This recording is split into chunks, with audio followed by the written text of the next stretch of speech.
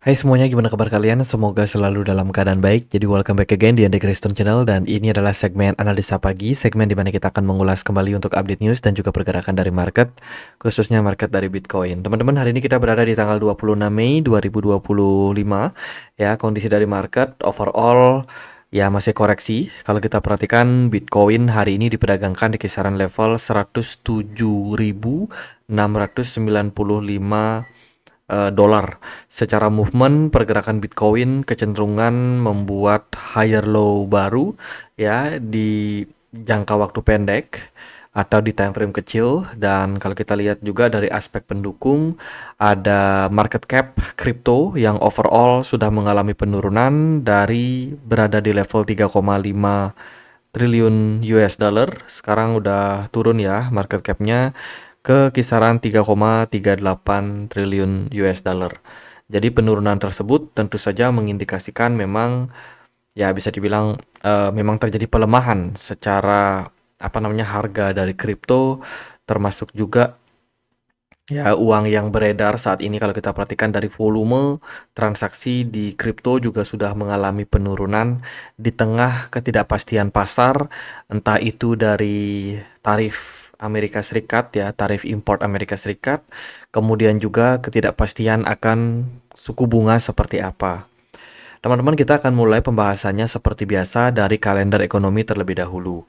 Hari ini kita akan dapat beberapa sentimen tambahan ya setelah tadi ada Chairman Jerome Powell yang speak di acara pre-graduation ya teman-teman, di acara kayak menjelang acara kelulusan gitu di Princeton University. Dan lebih banyak sih sebenarnya Chairman Jerome Powell itu speech tentang gimana para mahasiswa ini yang kedepannya bakalan menghadapi kelulusan ya bisa mengisi waktu mereka di masa muda mereka setelah mereka lulus, seperti apa peluang karir yang akan mereka hadapi ya. Ya bisa dibilang hal-hal seperti itu. Jadi kayak memberikan motivasi gitu, memberikan arahan-arahan.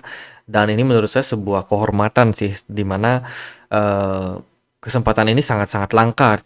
Tentu saja bisa didapatkan oleh para mahasiswa, teman-teman. Di mana mereka bisa menjadi menjadi salah satu mendapatkan waktu lah oleh Jerome Powell di tengah-tengah kepadatan kesibukan ya teman-teman. Kalau kita melihat juga momentumnya juga kemarin itu hari Minggu gitu. Jadi Jerome Powell masih meluangkan waktu untuk menemui mahasiswa dan berpidato di hadapan mereka.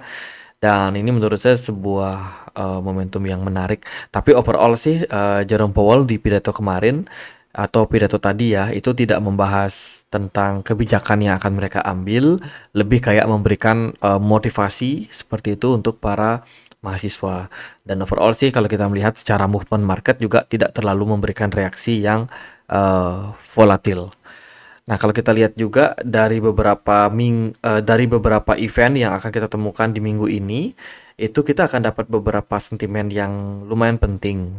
Misalnya besok ya, hari Selasa tanggal 27 kita akan dapat data terkait dengan inflasi dari Bank of Japan.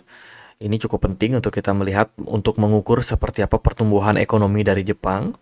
Kemudian juga ada data durables good order dari Amerika Serikat yang besok akan rilis juga. Lalu ada consumer confidence. Ini data-data yang akan menunjukkan seperti apa daya beli dari masyarakat Amerika Serikat ya, terkait dengan harga-harga barang saat ini, apakah dinilai harga barangnya masih masuk akal sehingga daya beli masih oke atau seperti apa. Itu akan kita dapetin di hari Selasa besok. Lalu di hari Rabu kita akan dapat juga beberapa member FOMC yang akan speech. Ada William, Kaskari, Waller, lalu Barkin. Ya William speak lagi. Dan juga ada data tambahan kayak 5-year note auction, data terkait dengan obligasi ya. Lalu di tanggal 29 akan ada FOMC meeting minutes. Ini juga harus teman-teman waspadai, datanya akan rilis dini hari. Jadi ya hari Kamis dini hari itu akan sangat-sangat penting FOMC meeting minutes di mana nanti Jerome Powell juga akan speech. Kemudian juga ada data terkait dengan core PCE inflation, core PCE prices ya. Datanya akan rilis itu di tanggal 29 nanti di hari Kamis, di mana ini terkait dengan data-data pendukung sebelum data dari apa namanya core PCE akan rilis juga ya ke depannya. Lalu dilihat juga dari data initial jobless claim, itu crude oil inventory juga akan rilis di hari Kamis. Sementara untuk hari Jumat ini ada data Fed balance sheet Amerika Serikat, member FOMC Dali akan speech juga. Kemudian, nah ini data inflasinya akan rilis di hari Jumat ya, ada data PCE inflation and core PCE inflation. Data tersebut akan menjadi data yang penting, mengingat kalau kita perhatikan dari data CPI and PPI inflation itu kan sudah menurun ya, sudah menurun, dan harapannya adalah data PCE juga bisa mengikuti. Ini data PCE untuk bulan April. Gitu. Semoga saja PCI-nya juga turun ya, sehingga bisa memberikan sentimen yang positif untuk market. Itu beberapa rilis data yang akan kita temukan dari makroekonomi, terus juga terkait dengan suku bunga, karena mungkin teman-teman beberapa ada yang masih bingung. Jadi suku bunga kita akan dapat untuk decision-nya di tanggal 19 Juni. Yang mana secara persentase kemungkinan The Fed masih akan mempertahankan suku bunga di 4,5% dengan kemungkinan sampai 95,4%. Jadi ya cukup tinggi kemungkinan The Fed masih akan menahan suku bunga. Lalu di next FOMC itu akan ada di tanggal 31 Juli 2025. Kalau kita lihat dari probability-nya saat ini sih masih cukup tinggi juga kemungkinan The Fed mempertahankan suku bunganya di 4,5%. Nah, next FOMC berikutnya yaitu di September tanggal 18. Jadi saya minta maaf karena di video kemarin saya bilang di bulan Agustus. Jadi koreksi ya. Jadi maksudnya adalah di tanggal 18 September itu akan ada next FOMC kembali. Nah, di sini kita baru melihat probability The Fed bisa saja memangkas suku bunga gitu. Jadi persentasenya sudah lebih besar ya, yaitu 46,8% untuk FOMC di tanggal 18 September. Jadi kita ke depannya akan menemukan dua FOMC atau keputusan suku bunga yang mana The Fed kemungkinan masih akan mempertahankan suku bunganya di 4,5%. Jadi ini bisa diperhatikan menjadi narasi yang sangat-sangat penting untuk market gitu. Jadi ya gimana pun juga kenaikan harga dari aset kelas itu sangat ditentukan oleh suku bunga. Jadi apapun itu narasi-narasi yang ada di market kripto ya kan, tetap yang paling menentukan adalah interest rate. Itu. Jadi data ini akan menjadi data mutlak yang kita perlu temukan ya sembari kita menunggu marketnya bisa rally juga gitu. Jadi itu ya beberapa rilis data penting, dan kita akan lihat juga dari beberapa kondisi dari market seperti data Fear and Greed Index menunjukkan market lagi berada di posisi greed, di mana poin 74 ini menunjukkan bahwa market masih dalam kondisi yang sangat optimis ya. Dari narasi-narasi kripto, dari news juga menunjukkan rata-rata masih menunjukkan sinyal positif terhadap market. Kemudian juga ada hyper liquid trader yang bernama James Ryan. Itu dikabarkan kemarin sudah exit posisi long-nya ya dengan posisi loss, teman-teman. Jadi sebelumnya Ryan cukup yakin, optimis bahwa Bitcoin ini berpeluang untuk mengalami rally, namun terjadi turbulensi yang lumayan pada pergerakan Bitcoin di tanggal 21 Mei sampai 22 itu ya, di mana pergerakan Bitcoin menunjukkan indikasi yang positif, rally sampai all time high kisaran 111, and then di level tersebut kayak mulai goyah gitu momentum Bitcoin, karena waktu itu juga kalau nggak salah bertepatan Donald Trump mengumumkan bahwa mereka akan memberikan tarif barang 50% untuk market Uni Eropa, dan ini bikin market shock kembali. Secara movement Bitcoin tiba-tiba di daily closingnya itu ada bearish engulfing. Dan di sini si Wyan ya itu udah mulai kayak goyah juga teman-teman. James Wyan dia goyah terkait dengan posisi longnya dengan leverage sampai 40%. Akhirnya ya udah mereka dia berpikir untuk cut loss teman-teman, untuk cut loss, dan akhirnya ya sekarang udah tutup posisi gitu. Jadi even orang yang punya duit banyak aja ya, yang tentu saja dia punya akses informasi, itu pun juga bisa cut loss gitu. Jadi apa ya, bisa dibilang tidak ada satupun trader yang bisa memastikan kemana arah dari pergerakan Bitcoin ke depannya. Jadi tentu saja ya yang namanya trading plan sangat diperlukan untuk mengantisipasi kerugian yang lebih besar. Dan kalau aku perhatikan sih James Ryan sangat disiplin ya. Karena posisinya secara uang yang beliau gelontorkan seperti itu bisa dibilang sangat besar. Jadi meminimalisir risiko, lebih baik loss dengan kerugian misalkan 40 juta US dollar dibandingkan seluruh asetnya melayang, karena akan lebih sulit untuk balik modal gitu. Jadi itu ya salah satu keputusan yang diambil. Kemudian ada Frank Mueller, salah satu jam tangan termahal, kemarin bekerja sama beritanya dengan Solana, di mana dia meluncurkan bank yang eksklusif ya, yang limited edition. Hanya ada sekitar 1111 pieces yang ada di pasaran, dan ini berkolaborasi dengan salah satu Web3 ya, yaitu Solana, di mana di jarum nomor 12-nya ada barcode teman-teman, yang bisa link dengan personal wallet Solana gitu. Jadi bisa dibilang ini adalah jam yang sangat eksklusif, dan menurut saya menjadi sesuatu yang unik sih teman-teman, karena ternyata penyedia jam tangan yang sangat terkenal ya itu juga mau bekerja sama dengan proyek-proyek kripto, di mana di sini Solana sangat cepat ya, sangat cepat untuk menjalin komunikasi, menjalin kerjasama, dan ya ekspektasinya adalah sebenarnya adopsi sih yang lebih besar dari masyarakat ya, supaya memiliki koin-koin gitu, karena gimana pun juga harga sangat ditentukan oleh para holder. Lalu dari berita yang lain ada BNP Paribas Asset Management ya, dikabarkan juga sudah mulai yang namanya memperkenalkan saham dana pasar uang yang ditokenisasi. Jadi ini juga merupakan sebuah berita yang bagus terkait dengan tokenisasi yang akan menjadi narasi utama ya, masih menjadi narasi utama di periode 2024-2025 ini. Jadi sampai nanti di akhir 2025 narasi tokenisasi ini masih bakalan cukup ramai. Dan menurut saya ini cukup menarik sih. BNP Paribas salah satu manajer investasi dari Prancis kalau nggak salah ya, dari Prancis lah. Itu dia sudah tersebar ya, banyak outletnya, banyak kantor-kantornya di seluruh dunia seperti itu.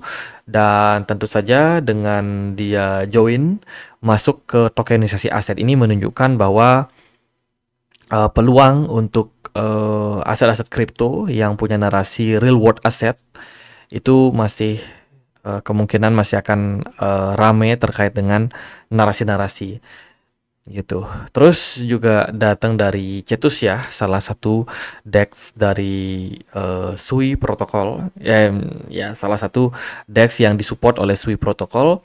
Itu kemarin sempat kena hack kan, akhirnya dia ngasih announcement supaya si hacker ini mau mengembalikan asetnya gitu. Dan saat ini mereka sedang membuka ruang untuk publik bisa berdiskusi terkait dengan gimana kelanjutan dari operasional proyeknya, apakah masih akan dilanjutkan atau seperti apa, karena platform ini bisa dibilang menjadi salah satu platform yang cukup besar untuk perdagangan dengan jaringan Sui Protocol gitu. Jadi kesimpulannya sih mereka meminta kesabaran untuk para investor, untuk para trader ya, seluruh tim inti Cetus, termasuk banyak orang yang tidak tidur selama berhari-hari untuk menyelesaikan masalah hacker tersebut, sedang melakukan tugas mereka dengan sebaik mungkin.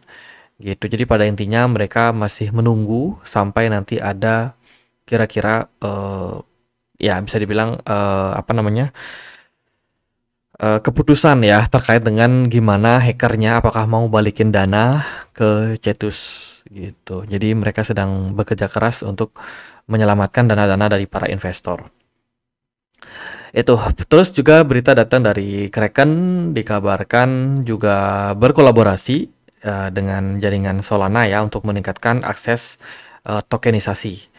Ini terkait dengan tokenisasi produk dari saham-saham yang ada listing di Amerika Serikat ya. Saham-saham big tech sih sebenarnya kayak Google, kemudian Apple, lalu ada Nvidia dan kawan-kawannya itu rencananya memang akan ditokenisasi oleh Kraken gitu. Jadi ada 50 aset saham ya yang saat ini sedang dalam perbincangan supaya bisa listing nanti di bursa exchange Kraken. Nah, jadi simpelnya adalah nanti Kraken ini bisa kayak memperdagangkan saham-saham ya dari US stock, dari saham Amerika gitu. Nanti dia akan berupa token gitu. Jadi akan memungkinkan untuk investor bisa membeli aset-aset tersebut juga gitu. Jadi ibaratnya kita beli saham tapi rasa kripto. Nah, itu teman-teman. Kemudian dari berita yang lain juga datang dari Pakistan, dikabarkan Pakistan sediakan 2000 megawatt listrik untuk penambangan Bitcoin. Ini merupakan sebuah berita yang juga sangat baik ya, di mana pengembangan market tidak hanya di apa namanya untuk exchange tapi juga untuk para miner sudah melebar, bahkan di negara konflik seperti Pakistan pun juga sudah membuka dirinya untuk penambangan kripto. Lalu dari berita yang lain adalah Scott Bessent, dikabarkan ini adalah kesempatan yang terbaik ya yang bisa dimiliki untuk menyelamatkan dunia dari bencana perdagangan atau trade Armageddon, teman-teman. Jadi dalam beberapa kesempatan memang menunjukkan bahwa Menteri Keuangan Amerika Serikat ya Scott Bessent itu sangat positif terkait dengan apa kebijakan yang diambil oleh Trump, termasuk juga terkait dengan perdagangan ya, di mana Trump sudah mengenakan beberapa kali tarif perdagangan juga. Kemudian juga outlook-nya terkait dengan perekonomian yang dianggap masih oke saat ini, terutama untuk perekonomian Amerika Serikat. Dan dari Menteri Keuangan sendiri pun juga masih cukup optimis ya, menantikan seperti apa kebijakan-kebijakan yang diambil gitu. Jadi dia melihat intinya masih sangat-sangat positif. Kemudian datang dari Tether, dikabarkan refuse comply with MiCA. Mengapa Tether menolak mematuhi MiCA? Jadi saat ini ya banyak perusahaan stablecoin yang mencoba untuk intervensi masuk ke market Uni Eropa yang mana itu diregulasi oleh MiCA. Nah, perusahaan-perusahaan seperti Circle, kemudian juga Ripple, ya itu sudah mulai intervensi dan mencoba masuk menawarkan produk dari stablecoin mereka masing-masing. Nah, Tether sendiri merasa mereka itu sangat terbebani dengan adanya lisensi dari MiCA ya yang dianggap ini bisa tidak menguntungkan gitu. Makanya Tether sendiri memilih ya untuk mundur dari market Uni Eropa, dan artinya Tether ini secara penggunaan untuk market Uni Eropa itu bakalan cenderung apa namanya lemah lah, bisa dibilang seperti itu. Secara pasar mungkin kalau mereka tidak menggunakan DEX ya itu para user dari Uni Eropa tidak akan menggunakan Tether ya, karena memang masalah regulasi yang sangat ketat di sana. Jadi pada intinya kalau misalkan exchange yang sudah resmi di Uni Eropa itu tidak akan menyediakan pair berupa USDT ataupun produk-produk dari Tether, kecuali kalau mereka menggunakan DEX itu masih memungkinkan. Lalu volume dari Bitcoin Spot ETF belakangan ini lumayan tinggi juga ya. Kalau kita melihat dari momentumnya sudah terjadi selama lebih dari 3 bulan terakhir, volume perdagangan Bitcoin Spot ETF ini sangat melonjak drastis. Bahkan di data kemarin juga menunjukkan sekitar 211 juta US dollar. Terakhir kali bisa dibilang menjadi volume perdagangan yang cukup tinggi untuk produk Bitcoin Spot ETF, yang berarti adalah investor dalam belakangan ini itu sangat gemar untuk membeli aset berupa Bitcoin Spot ETF, termasuk juga Bitcoinnya sendiri, sehingga memungkinkan pergerakan harga yang mengalami lonjakan. Gitu. Lalu gimana pergerakan Bitcoin? Selalu menjadi pertanyaan. Kalau dari saya sih melihat ya, momentum Bitcoin untuk saat ini sangat ditentukan oleh closing weekly time frame. Bitcoin akan mendapatkan closing weekly time frame hari ini jam 7 pagi. Jadi waspadai dengan volatilitas yang ada pada market. Secara momentum di weekly time frame, artinya ini buat teman-teman yang trader jangka waktu menengah ya, mungkin swing trade dalam beberapa bulan, itu saat ini mendapati momentumnya masih cenderung oke, teman-teman. Kalau menurut saya ini belum ada indikasi pembalikan arah. Jadi bisa dibilang seandainya pun pergerakan Bitcoin cenderung korektif, di sana kita masih bisa menyimpulkan bahwa hanya butuh koreksi wajar saja pada Bitcoin setelah 7 minggu berturut-turut Bitcoin ini sudah bergerak dalam posisi positif. 7 minggu kan berarti hampir 2 bulan ya Bitcoin udah positif dan sama sekali belum create candle merah, yang berarti adalah kita sangat wajar kalau seandainya ke depannya ada koreksi yang terjadi pada market. Bitcoin dominance juga pelan-pelan masih dalam posisi positif. Ya, mengindikasikan memang Bitcoin masih menjadi pilihan seperti itu. Hati-hati artinya untuk altcoin. Nah, secara movement altcoin ini diambang apa namanya, antara lanjut naik atau tidak. Kalau kita lihat dari momentum, sebenarnya pergerakan dari altcoin saat ini kebanyakan belum patah tren. Tapi karena kita melihat selling pressure yang terjadi pada Bitcoin dan pergerakan Bitcoin dominance yang naik, kita juga harus mengantisipasi adanya kemungkinan pelemahan momentum berikutnya pada pasar. Jadi intinya adalah ya, jadi kesimpulannya ya, itu adalah pergerakan Bitcoin secara momentum uptrend itu belum patah. Artinya masih ada kemungkinan pergerakan Bitcoin ini rally ya secara jangka waktu menengah gitu. Akan tetapi jangka pendeknya ada kemungkinan pergerakan Bitcoin koreksi gitu. Akan ada koreksi-koreksi sehat yang terjadi.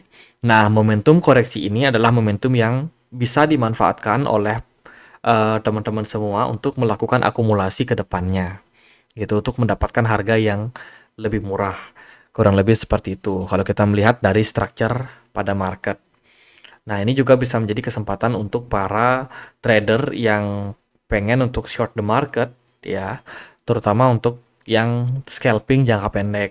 Momentum kalian ada di posisi sekarang sih. Teman-teman bisa memanfaatkan ya momentum-momentum pelemahan ini untuk mengambil keuntungan di market futures gitu. Tapi untuk lebih pastinya better untuk tunggu closing untuk weekly time frame ya jam 7 pagi nanti. Itu akan sangat-sangat safe untuk teman-teman saya rasa, untuk menghindari juga volatilitas pasar menjelang penutupan untuk weekly time frame gitu. Dari beberapa indikator ya, kita melihat dari RSI saat ini sudah berada di posisi overbought, yang berarti sudah jenuh beli dan kemungkinan akan ada indikasi untuk tahap koreksi lanjutan pada pasar ya. Dan juga dari posisi smart money sih aku perhatikan ini masih sangat-sangat bagus gitu. Sementara ini ya, kita juga ada beberapa poin yang perlu teman-teman perhatikan juga untuk area support resistance. Area support kuat pada pergerakan Bitcoin yaitu di kisaran 92.000 US dollar. Itu adalah area level support kuat. Sementara beberapa level support minor yang bisa diperhatikan, yang pertama adalah di 105 dan yang kedua itu ada di sini di 105 dan level 99.000. 99.000, 98.000. Di sana ada level yang cukup kuat yang menurut saya berpeluang untuk dicapai lah untuk pergerakan seandainya pergerakan Bitcoin ini koreksi. Kalau kita menggunakan Fibonacci retracement, kita akan coba untuk cek mana Fibo. Nah, ini dia Fibonacci retracement, tarik dari swing high ke swing low. Level yang bisa diperhatikan itu adalah di sini, Fibonacci 61,8 di kisaran level 97.800. Ya, jadi ya deket lah dengan level yang kita perhatikan tadi ya. 99.000 sampai 98.000 ya. Tapi untuk lebih detailnya kalau pakai Fibonacci itu di 97.800 merupakan level area support penting. Jadi seandainya pergerakan Bitcoin setelah closing weekly time frame ini melanjutkan fase koreksi seperti ini, maka teman-teman bisa mendapatkan momentum untuk mencari keuntungan yang lumayan bagus gitu. Tapi tetap waspada ya, karena selama kita belum closing, market biasanya masih akan seperti ini, teman-teman. Masih akan berpeluang naik dan turun secara ekstrim. Jadi bukan timing yang sangat aman sebenarnya untuk mengambil posisi setelah atau sebelum closing weekly time frame-nya. Gitu. Jadi pada kesimpulannya adalah secara makroekonomi kita masih dihadapi dengan ketidakpastian pasar. Secara jangka waktu menengah kita melihat pergerakan Bitcoin ini masih bagus, masih bullish. Akan tetapi jangka pendek ada potensial untuk koreksi. Gitu aja pembahasan kali ini. Semoga videonya bisa bermanfaat. Terus juga untuk menjawab pertanyaan teman-teman, terus kalau kita mau melakukan swing trade itu pakai exchange apa? Sebenarnya swing trade itu tidak terlalu berpengaruh teman-teman pakai exchange apa. Tapi kalau teman-teman nyari exchange yang lokal ya, yang saya pakai sejauh ini sih yang paling saya sering pakai ya itu adalah Toko Kripto. Terus ada BitTime ya. Terus juga kalau untuk exchange luar itu bisa pakai Binance, Gate.io. Terus juga ada CoinEx ya, itu yang paling sering saya pakai teman-teman. Jadi buat teman-teman yang pengen untuk daftar juga, aku sertakan link daftarnya di kolom deskripsi video ini. Gitu. Jadi intinya swing trade itu ya kita butuh fitur-fitur exchange yang simple, yang juga cukup komplit ya, simple tapi komplit lah gitu. Jadi nggak ada delay juga secara harga, terus juga secara pembelian mungkin lengkap ya, fitur-fiturnya kayak ada limit order, ada market order, ada juga untuk stop loss ya. Fitur-fitur seperti itu menurut saya sangat-sangat membantu gitu. Jangan kita cuma bisa beli di harga tertentu aja atau di harga market aja, itu kan agak apa ya, agak kurang lah gitu. Jadi better yang ada limit order. Itu aja pembahasan kali ini, semoga bisa bermanfaat. Akhir kata saya Andre, makasih.